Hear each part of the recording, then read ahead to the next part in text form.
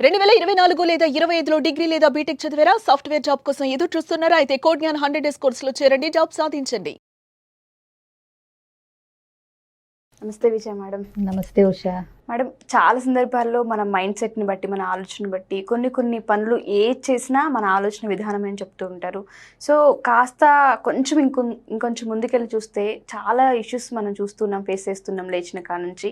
Extra marital affairs ఏవైతే వివాహేతర సంబంధాలు ఉన్నాయో, సో అటు అబ్బాయి కానివ్వండి, అమ్మాయి కానివ్వండి, ఎవరైనా సరే భార్య ఉండగా భర్త ఇంకొక సంబంధం, భర్త ఉండగానే భార్య ఇంకొక వైపు చూడడం, ఇలా చాలా చూస్తూ ఉన్నాం మనం. వీటన్నిటికీ అసలు రీజన్స్ ఏంటి? జనరేషన్ ఒకప్పుడు ఇప్పుడు ఇంకా ఫర్దర్గా చూసుకుంటూ పోతే అప్డేట్ అవుతున్నాం, కానీ ఈ విధంగానా అని అనిపిస్తూ ఉంది. సో అసలు దానికి మీరు ఏం చెప్తారు? వివాహేతర సంబంధాలు పర్సంటేజ్ ఎక్కువైపోయింది అన్నది వాస్తవం.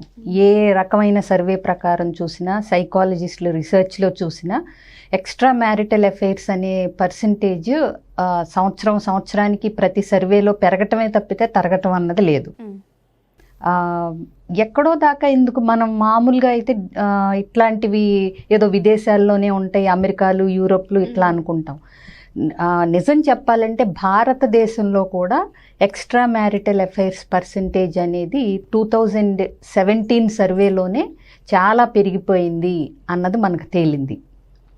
సో దీనికి నువ్వు అడిగినట్టు కారణాలు చెప్పాలి అంటే చాలా కారణాలు ఉంటాయి. ఒక్కొక్కళ్ళు ఒక్కొక్క కారణం తీసుకుని మేమెందుకు అనేది వాళ్ళకి వాళ్ళు సమాధానం చెప్పుకుంటారు. సో ఇప్పుడు కారణాలు అని నువ్వు స్పెసిఫిక్గా అడిగితే కనుక ఏం చెప్పాల్సి వస్తుందంటే, దాంపత్యంలో అసంతృప్తి, ఫిజికల్ నీడ్స్ కానీ సెక్షువల్ నీడ్స్ కానీ మీట్ అవ్వలేకపోవటం, ఒకళ్ళకి తగ్గట్టు ఇంకొకళ్ళు, అదొకటి. అట్లాగే లేడీస్లో చూస్తే ఎమోషనల్ నీడ్స్ కూడా, మానసికమైన స్వాంతనకు కూడా వాళ్ళు ఇట్లాంటి స్టెప్స్ వేసే అవకాశం లేడీస్లో ఈ ఎమోషనల్ అఫైర్స్ ఎక్కువ ఉంటాయి. ఎందుకంటే నెగ్లెక్టింగ్ హస్బెండ్ అంటే పట్టించుకోకపోవటం, టేక్ ఫర్ గ్రాంటెడ్ అంటే ఇంకా ఇంట్లోనే ఉంటారు కదా అని వీళ్ళని పట్టించుకోకపోవటం, ప్రత్యేకమైన ఆప్యాయతలు, ప్రేమానురాగాలు చూపించాల్సిన అవసరం ఉందని మగవాళ్ళకి తెలియకపోవటం, వీళ్ళేమో అవే ఎక్స్పెక్ట్ చేస్తూ ఉంటాం. ఇట్లాంటి బాగా చాలా కారణాలు. నాకు ఈ మధ్య వచ్చిన కౌన్సిలింగ్ కేసెస్లో కూడా, అంటే ఎక్స్ట్రా మ్యారిటల్ అఫైర్స్ లేవు కానీ ప్రతి ఒక్క స్త్రీ అసలు ఒక నెలలో నాకైతే అదేంటో ఆ నెలంతా లేడీస్ వచ్చిన కౌన్సిలింగ్కి హస్బెండ్ మమ్మల్ని అంటే గుర్తించట్లేదు, మేము చేసిన దానికి అసలు ఒక ప్రశంస కానీ అసలు మేము ఉన్నాము అనేది వాళ్ళకి తెలియట్లేదు అన్నంత ఇదిగా వాళ్ళు అసంతృప్తిలో ఉన్నారు. అంటే ఎంత పని అన్నా చేయనివ్వండి, దానికి ఒక గుర్తింపు కానీ ఒక ప్రశంస కానీ అసలు ఒక ప్రేమగా ఉండటం కానీ కాసేపు కూర్చుని మాట్లాడటం కానీ అసలు మేము ఒకళ్ళు ఉన్నామనే ఉనికి కూడా వాళ్ళకి అసలు ఉందా, గుర్తింపు లేదా అనేంతగా వాళ్ళు ఆ నెగ్లిజెన్స్కి గురవుతున్నారనమాట. ఇంత చేస్తే ఏంటంటే హస్బెండ్ ఏమో అన్నీ సమకూరుస్తున్నాను కదా, అన్ని అవసరాలు తీరుస్తున్నాను కదా, అన్ని కంఫర్ట్స్ అన్నీ ఇస్తున్నాను కదా, కష్టపడి సంపాదించుకొస్తున్నాను కదా అనే భావనలో అతను ఉంటున్నాడు. వీళ్ళేమో కాసేపు 10 నిమిషాలు కూర్చుని మాట్లాడితే బాగుండు, అసలు అంటే అలాంటి గుర్తింపు, ఆ ప్రేమ, ఆ కొంచెం కన్సర్న్ వీళ్ళు కోరుకుంటున్నారు. ఇది లేడీస్లో పక్క చూపులు చూడటానికి ఎక్కువ కారణం అవుతుంది.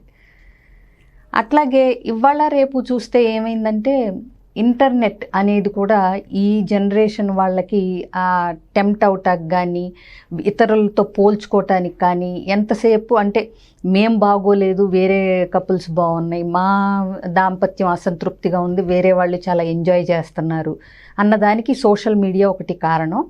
అట్లాగే అవకాశాలు కూడా ఈ తరానికి ఎక్కువ ఉన్నాయి. ఈ తరంలో అంటే తరం అంటే నేను అనేది మాకంటే ఏదో 20 ఏళ్ళు చిన్నాళ్ళని కాదు, ఇప్పటి వాళ్ళకి ఎక్కువ ఉన్నాయి. అది ఏ వయసు వాళ్ళన్నా అవనివ్వండి. అంటే ఇప్పుడు వర్కింగ్ ఉమెన్ అండ్ మెన్ ఉన్నారు. ఇదివరకు ఎప్పుడో కొంతకాలం క్రితం ఏంటంటే ఒక 50 ఏళ్ళ క్రితం అంటే ఆఫీసులకు వెళ్తున్నారు అంటే అబ్బాయిలే, భర్తలు, ఇంట్లో ఉండి పిల్లల్ని చూసుకుంటున్నారు అంటే భార్యలు. ఇప్పుడు అట్లా కాదు, మొత్తం అంటే ఇద్దరూ వర్క్ చేయాలి అనే కాన్సెప్ట్ వచ్చేసింది. సో ఏమవుతుందంటే ఎక్కువసేపు వర్క్ ప్లేస్లో కలిసి ఉండటం అనేది జరుగుతూ ఉంది. సో అట్లాంటప్పుడు ఏంటంటే ఎప్పుడైతే దాంపత్యంలో కానీ వివాహంలో కానీ అసంతృప్తులు ఏదన్నా ఉన్నాయో అవి మాట్లాడుకోవటం మొదలైన తర్వాత ఏమవుతుందంటే పర్సనల్ విషయాలు కూడా షేర్ చేసుకోవటం మొదలు పెడతారు. స్లోగా ఆ ఫ్రెండ్షిప్ కంటిన్యూ అవుతుంది. కొన్నిసార్లు అవతల వాళ్ళు దాన్ని అవకాశంగా అడ్వాంటేజ్గా తీసుకుని కూడా ఈ వివాహేతర సంబంధంలోకి లాగొచ్చు. కొన్నిసార్లు అలా ఏంటంటే ఆ మానసిక స్వాంతన పొందుతూ వీళ్ళైతే నన్ను అర్థం చేసుకుంటారు అనే భావనలోంచి అది స్లోగా ఎమోషనల్ నీడ్ దగ్గర నుంచి స్లోగా ఫిజికల్ అట్రాక్షన్కి కూడా మారొచ్చు. సో కారణాలు ఎన్నైనా మనం వెతకొచ్చు, ఏదైనా మనం చూడొచ్చు. కానీ ఇక్కడ అల్టిమేట్గా ఏంటంటే ఇలాంటివి చేసినప్పుడు వీళ్ళు తర్వాత పరిస్థితులు ఏంటనేది ఆలోచించరు. కాన్సిక్వెన్సెస్, దీనివల్ల ఏం జరుగుతుంది అంటే ఫ్యామిలీ ఉంది, పిల్లలు ఉంటారు, ఆ అత్తగారు మామగారు అమ్మా నాన్నలు ఉంటారు, ఒక సొసైటీ ఉంది. ఇప్పుడు ఇది గనక తెలిస్తే దాని కాన్సిక్వెన్సెస్ ఏంటి అనే పొజిషన్లో ఆలోచించే పొజిషన్లో అందరూ ఉండరు. కొంతమంది తెలిసినంత వరకు జరుగుతుంది అనే పొజిషన్లో కొంతమంది ఉంటారు. ప్లస్ ఈ ఎక్స్ట్రా మ్యారిటల్ అఫైర్స్ అనేవి ఎక్కువ కాలం నడవు. జనరల్గా కొన్ని నెలల నుంచి 1-2 సంవత్సరాల లోపల ఎండ్ అయిపోతాయి. ఎందుకంటే తర్వాత రియలైజేషన్కి రావటం కానీ లేకపోతే ఈ అపరాధ భావం అనేది బాగా కృంగదీస్తుంది. అసలు ఇట్లాంటివి చేసినప్పుడు నేను అనేది కాన్సిక్వెన్సెస్, పరువు పోవటం, విడిపోవటం, విడాకులు ఇవి పక్కన పెడితే అసలు ఒక మనస్సాక్షి అనేది ఉంటుంది మనిషికి. అవునా కదా? ఆ అపరాధ భావం నిజంగా అంటే ఆ మనస్సాక్షి ప్రకారం ఆలోచించే వాళ్ళని ఏంటంటే ఆ అపరాధ భావం విపరీతంగా కృంగదీస్తుంది. అందుకే ఈ ఇట్లాంటి పనులు చేసే వాళ్ళకి ఏంటంటే తర్వాత మానసిక ప్రశాంతత అనేది ఉండదు.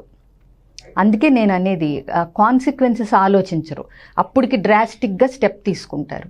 ఇంకోటి నేను ఎప్పుడు ఏం చెప్తానంటే నిజంగా అసలు ఇవే కారణాల వల్ల ఒక మనిషి కనుక పక్క చూపులు చూడాలి అనుకుంటే మరి 100 ఫ్యామిలీస్కి 80 మందికి ఇవి కారణాలు ఉంటాయి. అందరూ ఇదే పని మొదలు పెడితే ఇక వివాహం అనే వ్యవస్థకే అర్థం ఉండదు. కానీ ఇదే పరిస్థితి ఉన్న కొన్ని దంపతులు చక్కగా ఉంటున్నారు. ఇదే పరిస్థితుల్ని కారణం చూపించి కొన్ని బంధాలు పక్క చూపులు చూస్తున్నాయి. అంటే ఏంటి? పరిస్థితులు కాదక్కడ, నువ్వెవరు, నువ్వు ఎట్లా పరిణితి చెందావు ఒక వ్యక్తిగా, నీ ఆలోచన విధానం ఎట్లా ఉంది, నీ కమిట్మెంటు, నీ నైతికత, నీ విలువలు, నువ్వు పెరిగిన సంప్రదాయం, నువ్వు ఆ వివాహానికి ఇచ్చే ఒక ఇంపార్టెన్స్, ఆ బంధానికి ఇచ్చే వాల్యూని బట్టి నువ్వు అడుగులేస్తున్నావు. సో ఈ మధ్య ఏమవుతుందంటే ఆ కమిట్మెంట్ అనేది తగ్గిపోతూ ఉంది. నచ్చితే ఉండటం, నచ్చకపోతే విడిపోవటం, నచ్చలేదని చెప్పి పక్క చూపులు చూడటం, ఇట్లాంటివి ఇవాళ తప్పు కాదు అనే భావనలోకి సమాజం మొత్తం వచ్చేస్తూ ఉంది, ఒకళ్ళని కాదు. సో అందుకని కూడా ఇవన్నీ అంటే ఏంటి, ఇది వరకు చూస్తే ఉషా నీకు తెలుసో తెలీదో, ఏదైనా సరే ఒక తప్పు జరిగిందో, ఒకటి పాడైపోయిందో అంటే వస్తువు కూడా, అంటే ఇప్పుడు అడాప్టర్ ఉంది, కింద పడి పగిలి గీత వచ్చింది, దానికి టేపులు వేసి చుట్టి మళ్ళీ పెట్టి చూసి పని చేస్తుంటే మళ్ళీ వాడుకునేవారు. అవునా? ఇప్పుడు పిల్లలు అంటే జనరల్గా ఇప్పుడు మనం ఏం చేస్తున్నాం, పగిలిందా ఇప్పుడు టేపులు చుట్టేది ఏంటని ఆ మూల బారేసి ఇంకొక అడాప్టర్ కొనుక్కొస్తున్నాం. ఇది వస్తువుల వరకు అయితే పర్లేదు. So fixing the broken things అనేది అంటే ఏంటి, ఫిక్స్ చేద్దాము, ఏదన్నా రిలేషన్షిప్లో ఏదన్నా వస్తే ఫిక్స్ చేసుకుందాము అనే ఓర్పు, ఓపిక, కమిట్మెంటు అవి తగ్గిపోతున్నాయి జనాల్లో. ఏదైనా ఇన్స్టెంట్ అమ్మా, ఇన్స్టెంట్గా అయిపోవాలి. నీకు వద్దనిపించిందా తీసేయాలి, కావాలనిపించిందా అడిగేసేయాలి. సో ఈ impulsive instant behaviour without thinking about consequences అనే దానివల్ల ఇట్లా జరుగుతున్నాయి. అంటే మేడం చాలామంది మీరు అన్నట్టుగానే వస్తువులు మార్చినంత ఈజీగానే మార్చేస్తూ ఉంటున్నారు. మరి దీనికి ఇంకా మార్పు అనేది మన చేతుల్లో లేదు, వాళ్ళ మైండ్ సెట్, వాళ్ళ ఆలోచన విధానాన్ని బట్టే ఉంటుంది. కాకపోతే ఎవరైనా దీని నుంచి బయటపడాలన్నా, వాళ్ళకి ఏదన్నా వాళ్ళు ఎవరైతే హస్బెండ్ కానీ వైఫ్ కానీ వాళ్ళ విషయాల్లో ఇద్దరికి నచ్చని విషయాలని వాళ్ళు ఓవర్కమ్ చేసుకుని మళ్ళీ ఆ బంధాన్ని కలిసి ముందుకు తీసుకెళ్లాలన్నా వాళ్ళ మైండ్ సెట్ని మార్చుకోవడానికి ఏదైనా ఒక ఛాన్స్ వాళ్ళకు ఉండి వాళ్ళు కనుక మిమ్మల్ని అప్రోచ్ అవ్వాలి అనుకుంటే కనుక సో వాళ్ళకి ఏమైనా టైం కేటాయిస్తారా మేడం? తప్పకుండా ఉషా. అసలు ఇలాంటివి ఏంటంటే ఒక వ్యక్తి అంటే సెన్సిబుల్గా ఆలోచించగలగాలి. తప్ప రైటా అని చెప్పటానికి, తప్పొప్పులు ఎంచడానికి ఎవరికి నిజం చెప్పాలంటే అధికారం కానీ అంటే నేను తప్పు అన్నది నీకు రైట్ అనిపించవచ్చు. నీ కారణాలు నీకు ఉంటాయి, 100 కారణాలు. ఇది తప్పమ్మా అని నేను ఒకవేళ చెప్తే నువ్వు ఎందుకు ఏ పనైనా సరే ఆ పని చేస్తున్నావు అని చెప్పటానికి వాళ్ళ దగ్గర 100 కారణాలు ఉంటాయి. సో ఇక్కడ కారణాలు వెతకటమా, తప్పొప్పులా, నేను తప్పు ఒప్పు అని చెప్పటానికి, నిర్ణయించడానికి, ఎందుకంటే ఈ యూనివర్స్లో, విశ్వంలో చెప్పాలంటే there is no absolute wrong and absolute right. ఇదే తప్పు ఇదే రైట్ అని మనం ఏది చెప్పలేము. సో ఏంటంటే ఆలోచించాల్సింది ఇక్కడ